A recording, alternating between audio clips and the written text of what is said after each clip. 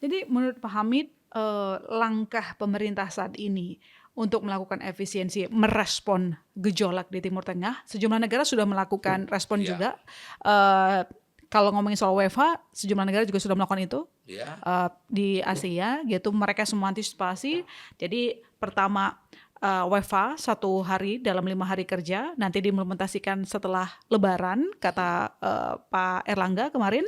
Lalu kemudian yang kedua efisiensi, anggaran kementerian lembaga yang nanti akan diumumkan soal berapa persentase yang akan dipotong oleh Kementerian Keuangan pemerintah pusat dalam hal ini, termasuk termasuk memperhitungkan untuk memangkas gaji menteri dan wakil menteri. Menurut Pak Hamid, ini sudah cukup akan melakukan begini, efisiensi begini. nggak ke ruang gerak Tunggu fiskal dulu. kita? Saya Gimana? mau tanya Anda, Oh, berapa gaji menteri?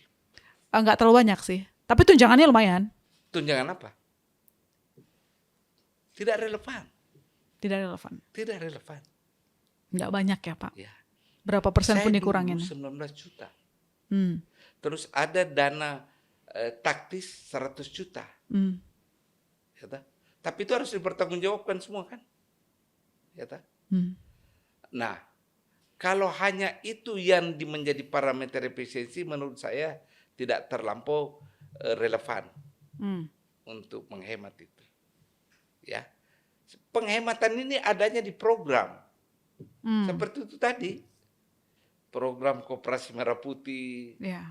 program pendidikan apa namanya itu, pendidikan rakyat, sekolah rakyat, kemudian pembelian alat-alat militer, itu signifikan banget. Program prioritasnya memang bentuknya Ya. ekspansif sih. Harganya Kalau gaji menteri anggarannya itu gede. kan 19 juta kali berapa sekarang? 50, enggak seberapa menurut saya.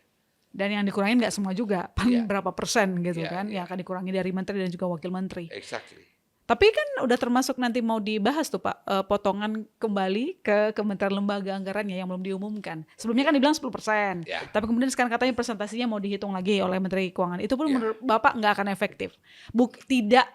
Tidak jadi solusi utama harusnya. Ada pengaruhnya, tetapi tidak terlampau menjadi penentu. Yang penentu dengan postur APBN kita itu adalah program sebenarnya yang saya kemukakan tadi. Itu sangat signifikan sekali angkanya itu. Sekali lagi saya tidak mengatakan tidak penting ini program, tapi harus ada prioritas dalam keadaan kondisi kita seperti sekarang ini. Ya, harus ada rasionalisasi.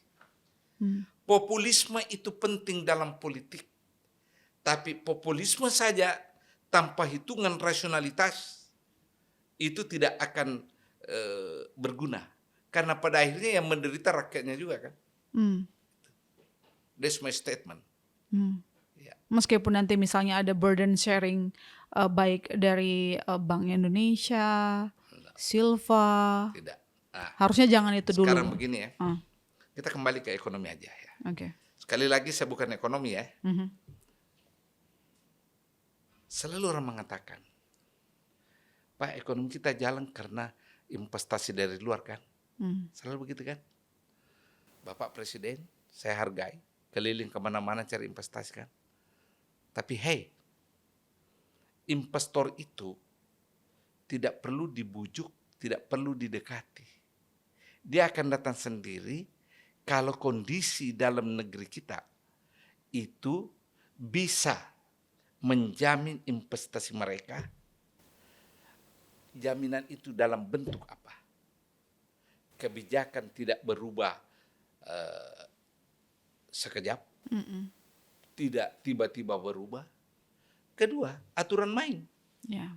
Saya kasih contoh Anda, very simple. Di sektor pertambangan misalnya, karena ini yang paling banyak memberi kontribusi ke pajak kan. Ya. Dulu RKB, rencana kerja anggaran itu tiap 3 tahun kan. Sekarang tiba-tiba tiap 1 tahun.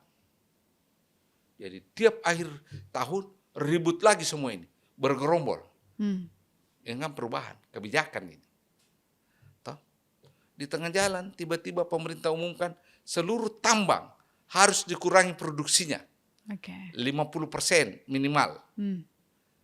Nah coba, investor mana kira-kira yang bisa ya bertahan dengan kebijakan yang bisa tiba-tiba rem mendadak atau bisa berubah sekejap? Saya tanya Anda. Ya, nggak Iklim ramah. apa ini? Ya. Hmm. Kedua, birokrasi negara. Bapak Presiden dengan segala hormat kita mengundang orang. Tapi birokrasi negara di bawah luar biasa peliknya. Luar biasa peliknya. Contoh nih, kita baru berdua di ruangan ini.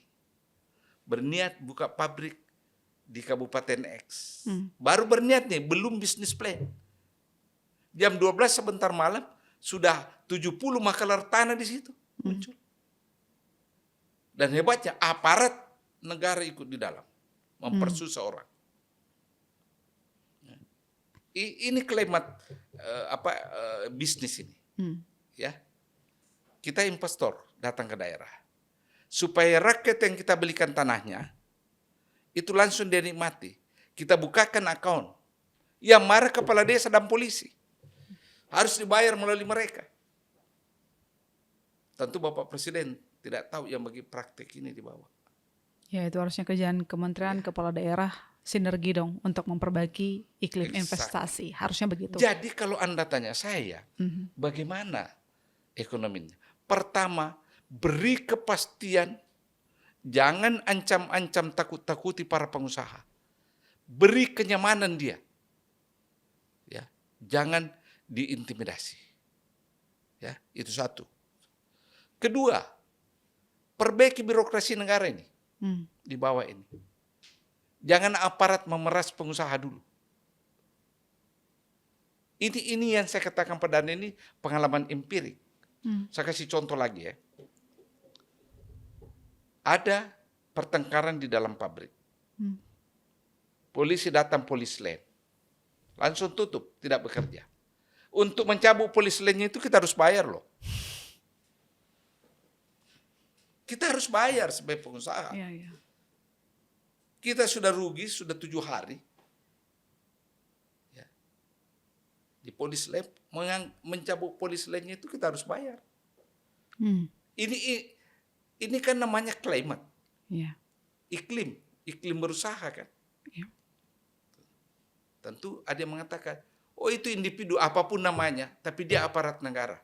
Mau individu, mau institusi. But the truth is, they are practicing it. Oke. Yang menyulitkan kami sebagai pengusaha. Jadi keaktifan Presiden keluar negeri, Presiden mengatakan Pak bahwa dia keluar negeri ya untuk rakyat Indonesia. Ya.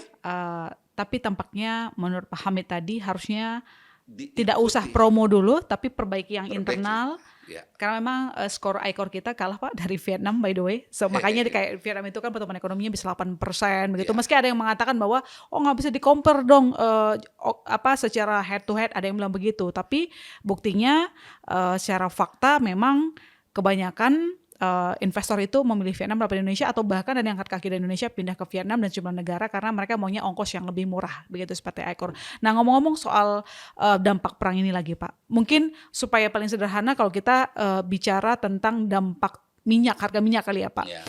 Harga minyak memang fluktuatif, sempat mencapai rekor tertingginya kemarin $112 per barel, lalu kemudian turun lagi setelah Trump katanya luluh mau memberikan waktu 5 hari kepada Iran, kemudian harga langsung turun di bawah $100 per barel. Cuman masalahnya gini Pak, dalam asumsi APBN itu masih jauh di atas. Nah sementara ada juga yang memperkirakan bahwa harga minyak bisa-bisa tembus $200 per barel. Nah melihat ini apakah semacam sudah harusnya menjadi alarm bagi pemerintah pusat? Oh ya. Untuk efisiensinya jangan cuma soal potong kementerian lembaga. Ini kita sudah mencapai level ibaratnya tuh air sampai di sini. Ya kan? Dengan kondisi kita seperti sekarang. Sedangkan tidak ada masalah perang, ekonomi kita itu ya, itu sudah kita bisa lihat hasilnya kan. Susahnya daya beli kita ini.